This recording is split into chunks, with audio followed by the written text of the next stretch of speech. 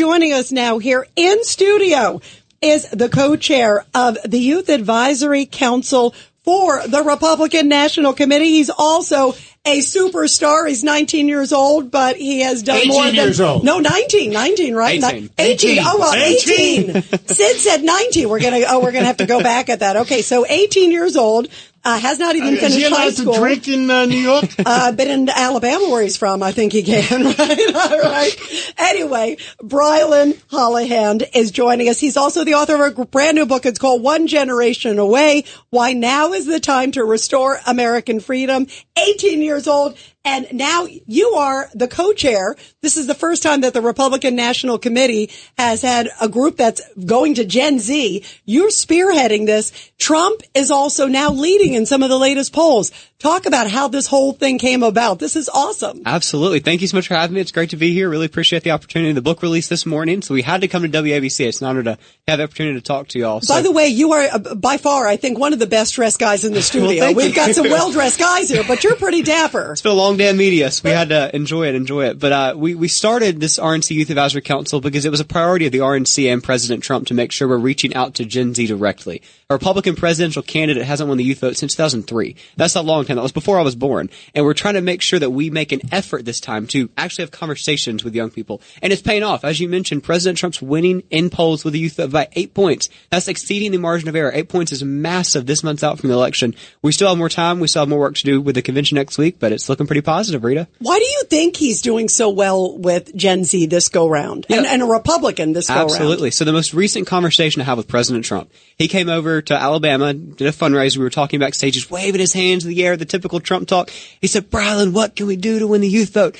And I said, Mr. President, two things. First of all, be authentic. And second of all, come to mainstream social media platforms. Now, be authentic was a little slight at Biden because he attempted to get on TikTok, attempted to get on Instagram, but he read for teleprompter. He would say, good morning, Gen Z.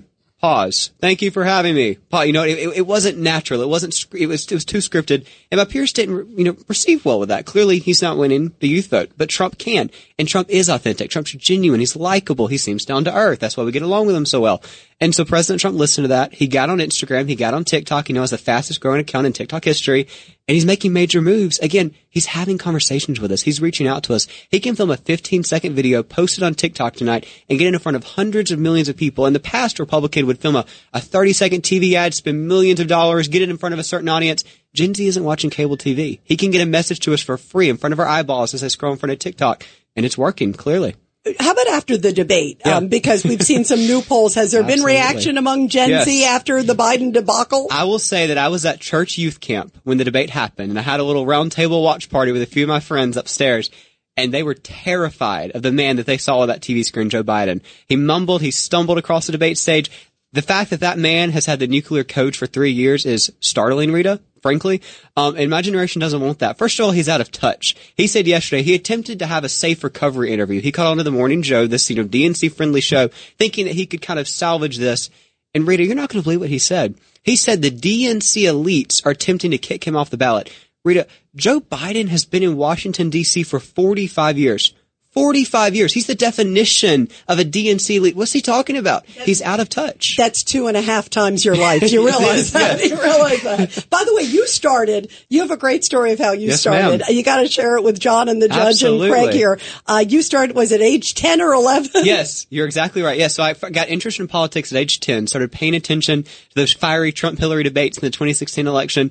It was the next year at 11, I finally said, listen, our country's going on a bad path. I had said for months, my parents will handle it, my grandparents will handle it, the adults have got this, it'll be okay, because that's what you're taught growing up.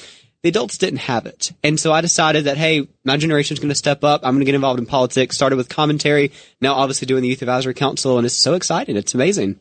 That is amazing. By the way, I thought, like I did a lot, Judge, when you hear him, don't you feel like an underachiever? He's got a show, too. He's got a podcast show where he interviews everybody. Listen, I want to know, you have to be 30 years old to be a United States Senator, so you have a couple of years. But you can get elected to Congress at 25. Oh, so, that's good to know. So I'll run your campaign. Yes, sir. Thank you. What's ahead for you? I mean, are you thinking about that, too? Are you thinking about politics? So I get that question a good amount. We had a launch party back in my hometown Sunday night, had 500 people in attendance. I get this whole long speech. We took Q&As. The very first question, it wasn't about the book. The first question was actually, when are you going to run for president? And I said, well, it's an honor to be asked that. But I'll say this, Rita. we're thinking, about the future, thinking about where we can go with things. And right now I'd love to stay in a commentary role. I'd love to continue doing this and actually talking directly with young people. I'm not turning down political office, but like you said, we're a few years away from even being eligible to run. So How about the state legislature? He's got your whole plan there. The judge has your whole plan. You better hurry up if you want him to be your campaign manager. That's right. Okay? That's right. He's going to be retiring to Long Island soon. Absolutely. Well, we are so excited to have you here Thank again. you. The book is One Generation Away, Why Now is the Time to Restore American Freedom. I think a lot of people agree with it. Brilyn Hollyhand, thank you so much for being here. We're so proud of you. Thank you are y'all for awesome. having me. I appreciate it. Hi, it's Lou Dobbs for Priority Gold, America's precious metals dealer. These are volatile times with high inflation, soaring debt, wars on multiple continents, and rising financial stress. Central banks are buying gold to diversify their reserves, so are many Americans. Call Priority Gold and find out how precious metals can help you diversify your portfolio. They're highly rated and happy to help. Call 1-866-303-6357 or get a free gold guide at PriorityGoldGuide.com. That's PriorityGoldGuide.com.